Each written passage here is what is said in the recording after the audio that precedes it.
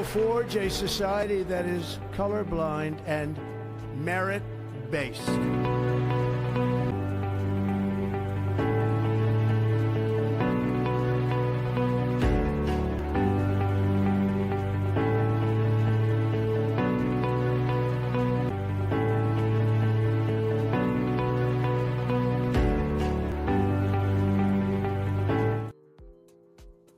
Hi, Mario. Hi, Princess, and hi, Syria. How are you? Good. How are you? Wonderful. So, what question do we have today? Let's start with today's session. Perfect. So for our first featured question, what is the qualitative difference between a feature article in a top trade publication and a short mention in an online blog? How does USIS judge the significance of media coverage? See, let's understand first, and I think it's a very incisive question. I would say that it's a very, very incisive question. When we talk of media, let's understand media has to be a media. How you define media? Well, number one is it has an editorial function. So if you write something or somebody is writing something, it is not just an ad hoc where anybody can correct or edit it. It is a function of there is a proper program of what in a media called as journalism, that somebody has to write, learns how to write, how to present views. It could be an editor. It has an editorial board. It has a review. It has any media company would have reporters, would have editors, would have journalists working for them. That's the first thing that is there. Then comes the second, the scope of it actually. So the first is relevant. Second is the scope of the whole media. Now, what do you mean by scope? It means that, okay, how big it is, what is the outreach, who is the audience, that is the scope. And third is most important is medium. It's whether it is online or print or electron or kind of online or something or television or something like that. Okay, so is it an audio, video or writing or everything is there? It could be radio also for that matter in that sense. So media is a function of all these things. So now the relevance is established by the depth. Okay, is it general? If it is not from a media company, then it is not a media. Are we clear on this? So online blog is you are writing it or somebody else is writing it. So let's say, for example, if an article about Mario is published in a New York Times versus Syria writing it on her blog, the relevance is established by the fact that New York Times is a media company. Then second thing, there is another parameter for media company is, remember one thing, people advertise on media. People very rarely would advertise on blogs. So that's another aspect that we have to do. And specifically, USCIS has on various RFEs and NOIDs, which we have seen recently, do mention that, that any online media, even for that matter, Wikipedia, let's say, for example, it is not a media. Even if it is published, it's not about the views, it's about the relevance.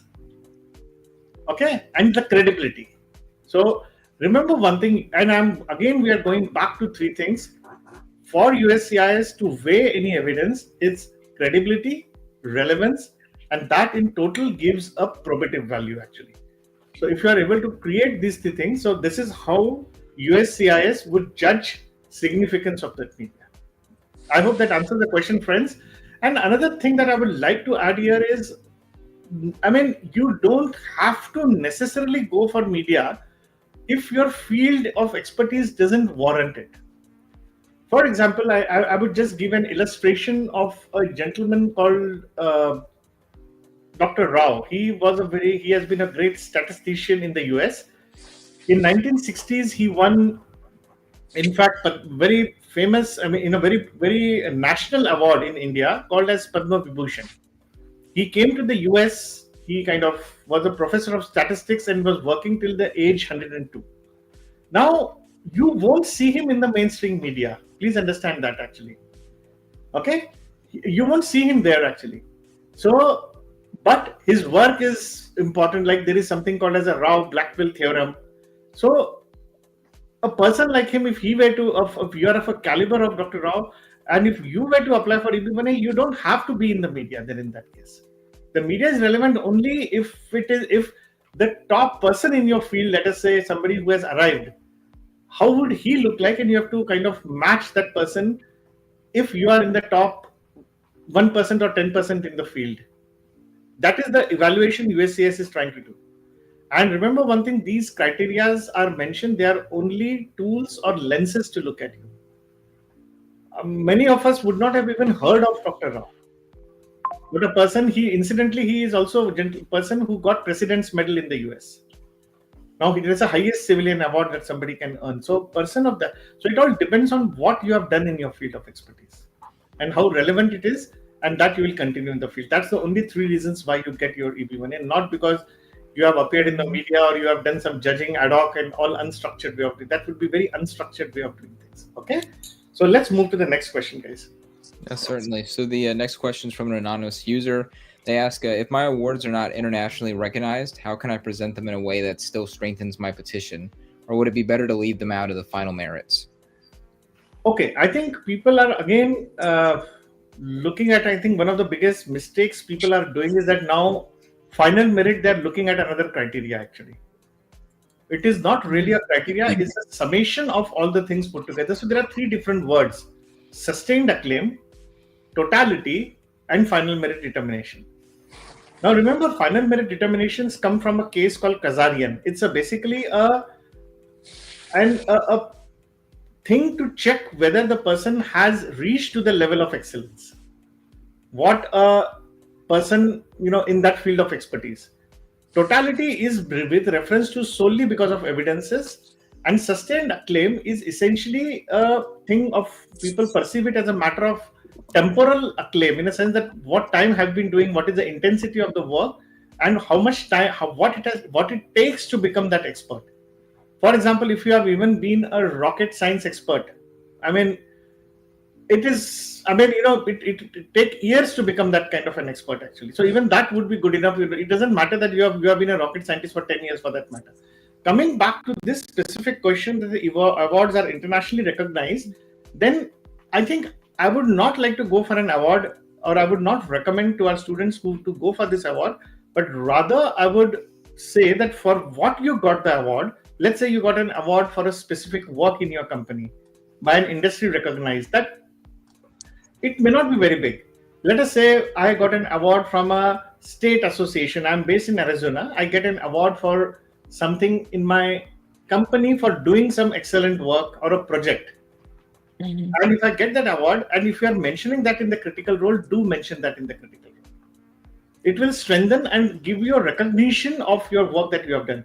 If you got an award for an article, showcase that award for that article when you write about that article in that particular criteria. If you got it because of some patent or original contribution, show that in the original contribution. You don't have to do it. Directly not using it may not be wise way to look at things. And directly putting it into final merit does not make any sense without actually incorporating it for the purpose for which you got it. But this also helps to build up a consistency, because you are not kind of diverting from here and there actually. Okay, so let's move to the next question, guys.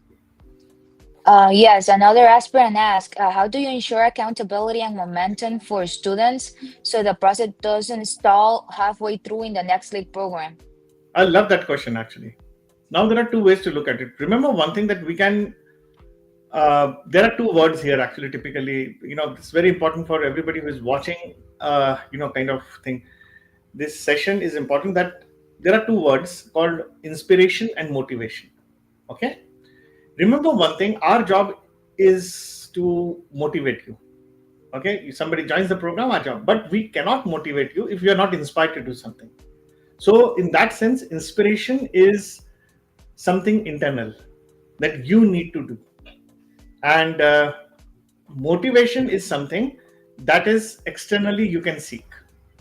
Now, I can understand at times every day is not the same. Okay, to do certain things, things change. We don't want to do certain things. We do want to take a break at times. We just want to get tired. And, being a part of the community, when you see other people in the program, you are connected to everybody, that keeps you motivated. Okay. That is something that is, But remember one thing, then second part is that you have one-on-one coaching, you have to attend. Definitely we like to be in touch with you. We have done a study also, some experts have done a study on emotional resilience on all the students. We do kind of capture it every month, in a sense that where on the there we have certain parameters, a proprietary way of assessing every student who joins the program, and what are his kind of emotional resilience levels over a period of time actually. And there is certain pattern of success that we have seen. And of course, a lot depends on your personal trait and your own inspirational reason why you are doing that, why you want a green card. If you are applying running, because remember one thing, next league program, we always suggest that if you don't want to do any work, this is not a done for you service. You have to work yourself. You have to climb the mountain yourself. You go to a coach to learn mountaineering, you have to learn to climb Mount Everest. Remember, you have to do it yourself. There will be a lot of days wherein things will not go according to your plan. Plans fail. Okay, then how do you do it? Do you have a structured process to accommodate that? Definitely will be there to help you. Remember, this program is not just for EB1A, kind of some visa or something like this. This is more of a transformation coaching program. The idea is to put you on a success path wherein, to help you become the best version of yourself, where EB1A becomes a milestone for you. And we apply certain psychological tools over a period. We apply certain, emotional resilience tools to help you, keep you motivated. But remember, you have to be inspired first at your level. Now, this inspiration could come from a frustration that you are having. You lost a job, where you realize that every day you not doing anything is costing you much more than the frustration. Okay, now let's say, for example, your son is turning 20 or 18 and 21. You really need it, otherwise he will have to go through the visa ordeal. That could be your inspiration to do things. You could, you are not able to travel. There was one particular gentleman in our program. His roommate, actually, he couldn't travel in spite of the fact that his father had expired, and he could not even attend the father's cremation because of, that student's friend actually. And he told me about it the day one.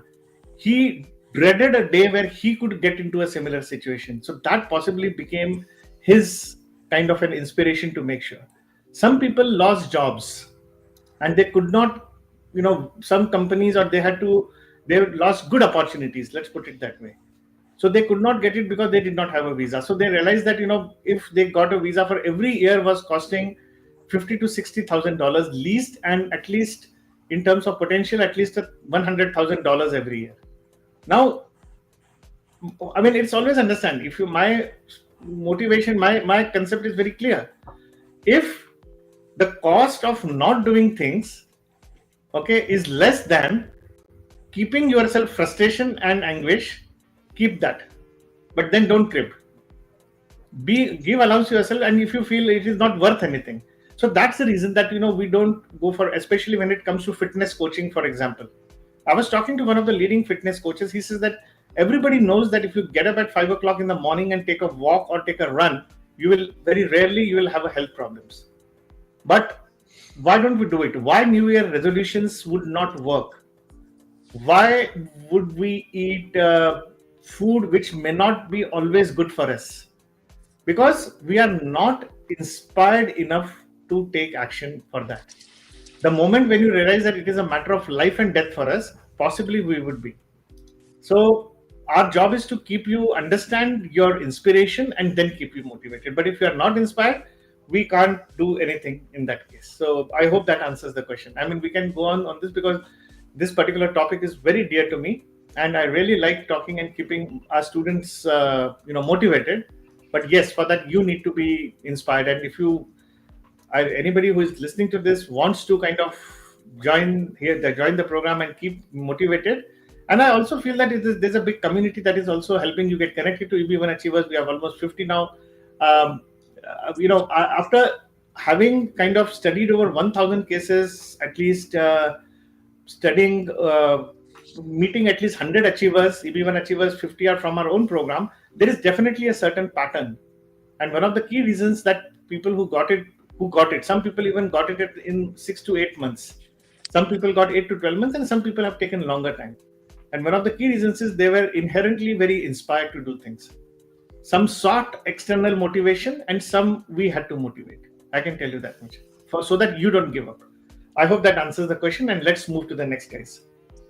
Great. So for the next question, if someone has already received an RFE or denial, how can your program help rebuild their case differently? You see, we have 97% success rate for the people who have followed our pattern. Okay, we did get one of the students did get annoyed, and recently, and we helped last month only we got an approval for that. But remember one thing, these things are like, it also depends on what have you submitted and what stage you are coming to us. Sometimes RFE is just a matter of seeking some information that, oh, you have not given W2, you have not given that. Or is it something much deeper? When you read the RFE, you actually come to know there cannot be a generic answer for this. I don't want to, sometimes they might have made up their mind. This particular NOID, I think one of the things I want to share that I think there was a small tweak that was required in the entire petition, but original petition that went with the attorney was around 400 to 500 pages. But when we sent a response, it was running over 5,000 pages. Now, there were a lot of things that we had to incorporate as evidences that we definitely were able to help this person. But if somebody comes with we have had people coming down to us who got even 8 criteria approved and got rejected as NOIDs. People who got even 2 criteria approved got RFEs and denials. Now, sometimes they have not responded. But my basic thing would be, if you come, I think it's a lot of unlearning also required at the same time. It's not easy for us to kind of, just you come, there is an RFE, there is some kind of a magic wand we have. No, we don't have a magic wand because a lot depends on what you have submitted. This particular person was already in our program before. In 23, he had joined. In 24, till 24 mid or end, he was there with us. Then he kind of was working with some external lawyer. He got his NOID. He came back to us. But 50% of the things that were already done according to the program, what we had kind of prescribed, there were something that we could tweak it. But this may not be necessary because we had person working with Amazon, Meta, drawing a $1 million salary, yet getting rejected with 3 to 4 criteria, getting approved, getting RFE 3 times he had got, but he had to go through the entire program because he had got consistently, he was getting RFEs and NOID, and when he kind of got it, he got it in just 3 days, approval came in. So it all depends on case-to-case basis, guys. I mean, if you have something, if you were looking for EB1A, we would always suggest, we are not, we don't want to qualify as we can overturn something that has happened because we don't know what has gone actually and what evidences. You can't undo what has been already done, but we can always see and then evaluate on a case-to-case basis. And second point, just remember that this program is not a legal service. We are Next League Executive Board LLC is a law firm approved by Arizona Supreme Court. We do have 97% success rate. We have helped over 50 people, but that is only for the people who have gone through the program. So otherwise, I think the best is if you are looking only for an RFE service or NOID responses, I think the best is to go to a qualified attorney. There are many of them, and I'm sure if it is a matter of only tweaking, you could seek that support and all actually. Okay, so let's take the next question, guys. Absolutely. So our next question is from an anonymous user. They say, I'm not sure where to start with my letter of recommendations. What are the best ways to highlight peer recognition or contributions to my industry beyond my immediate company? I think it's a very, very, very big question. Actually, this is not something, because definitely if you're working for an employer, that is not the scope of your work should extend beyond your organization. And I don't know what work we are talking about. I do not know what is your field of expertise. I do not know what criteria are strong and what exactly is the metrics for the success of the work that you are qualifying for. So guys, I have no idea how to respond, but I can give you with some assumptions. I can tell you let's say, for example, you have a patent for the company. Now, what is the commercialization of the patent? How would somebody external look at this? So it all, then you have to get it. Is it a letter of recommendation you are talking about? For what criteria? Are we talking about a critical role? What I see is that what you are trying to seek is something beyond. Possibly you are seeing something which is what you are actually talking about is an expert opinion letter. Actually, you are not talking about recommendation letter.